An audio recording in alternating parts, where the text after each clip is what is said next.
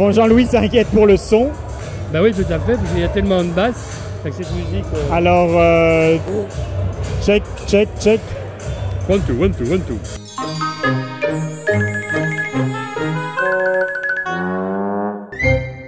2. Martine, tu es productrice d'un futur projet de documentaire.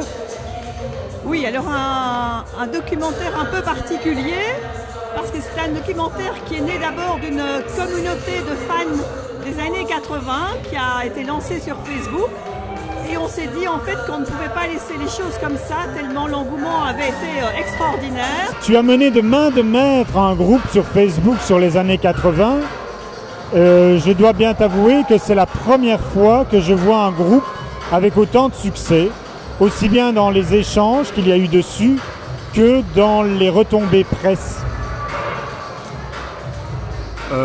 Oui, je suis le premier surpris. Je ne suis pas du tout un spécialiste ni un grand adepte d'Internet. En fait, le principe ici, c'était, en discutant avec Paul Ster, c'était de lancer un groupe qui remettait un petit peu en valeur tout ce qui s'était passé au niveau créatif à Bruxelles dans les années 80. Le Myrano, par exemple, était un véritable vivier de talent parce qu'on nous offrait la possibilité de faire toutes les expériences qu'on voulait. On a cherché dans les archives de la RTBF et de la Sonima et on a trouvé une mine d'or. On commence en 1979 par le film de Jean-Pierre Beckman sur le disco qui est la base des 10 années qui vont arriver. C'est toujours une joie de parler de ce qui nous a passionnés. Et donc, pour moi, oui, effectivement, ce sont des années extrêmement importantes, quoi. Et tout se termine en fait en 1991 avec la première guerre du Golfe, où là, il n'y a plus l'argent et où il y a la première vraie crise financière qui va restreindre les choses. En plus de ça, des témoignages de ceux qui ont fait les années 80 et qui sont encore bien présents dans le monde créatif d'aujourd'hui. Il ne faut pas oublier que les années 80, ce sont aussi les années Thatcher, ce sont aussi les années Reagan, c'est aussi les années qui ont démoli énormément de choses sur la planète. On a fait beaucoup d'émissions télé sur les années 80, mais de manière généraliste. Et quand j'ai rencontré des gens vraiment emblématiques de cette époque, comme Gilles Verland ou comme Victor Laszlo, par exemple, Victor m'a dit « mais on m'a jamais parlé de mes années 80 ». Et j'ai vraiment envie qu'on le fasse. Lou, les années 80, ce sont tes années? Bah, c'est l'année où j'ai gagné plus d'argent dans le disque, oui, quand même, oui. C'était quoi les grands tubes des années 80? Bah, ça plane pour moi, Sentimental moi, les trucs avec Lio, Victor Laszlo, David Lynx, Hollywood Bananas, les petits trucs Singapour.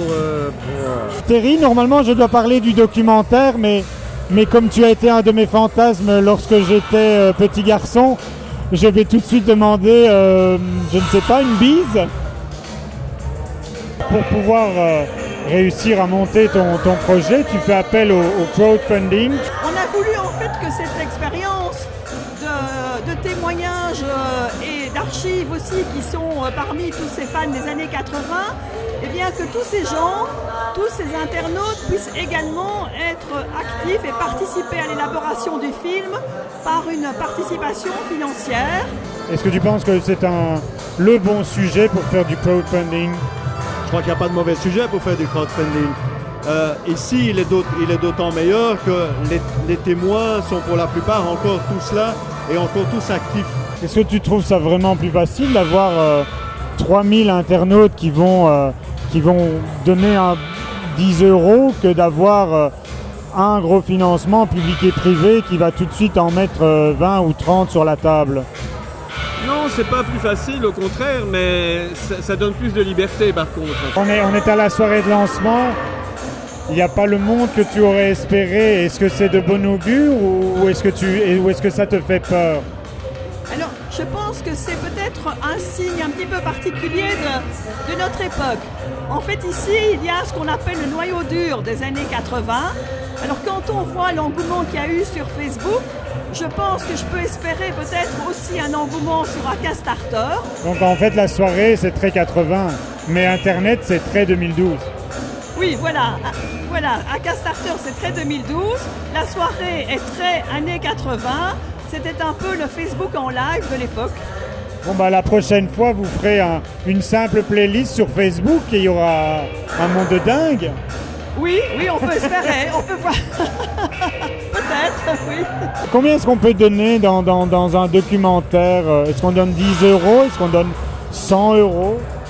Oh, on donne au moins 100 €. Est-ce que tu vas devenir coproducteur? Non mais je suis sensible à ça, mais j'attends de voir un peu plus que ce que j'ai vu aujourd'hui. Je veux dire, c'est un peu abrupt, c'est un peu... je sais pas comment ça va se monter, se tourner. Mais moi j'attends de voir Aka Starter, oui. là. Je ne sais pas encore, j'ai pas calculé, je suis pas riche, hein, donc je vais voir.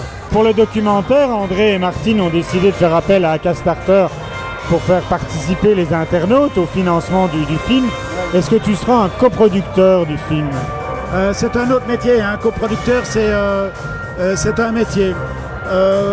J'ai essayé dans ce métier-là, mais pas longtemps. Ça n'est pas vraiment. C'est pas ça qui m'attire dans le cinéma. Non, mais ici, tout le monde peut être coproducteur. Il suffit de cliquer sur un bouton et hop, tu investis 10 ou 100 ou 1000 € ou je ne sais pas combien. Et le principe n'est pas mal, effectivement. Est-ce que tu vas investir et combien? Oui, ben ça, je ne sais pas combien. Je ne sais pas si je vais investir. Je ne sais pas encore, je vais y réfléchir.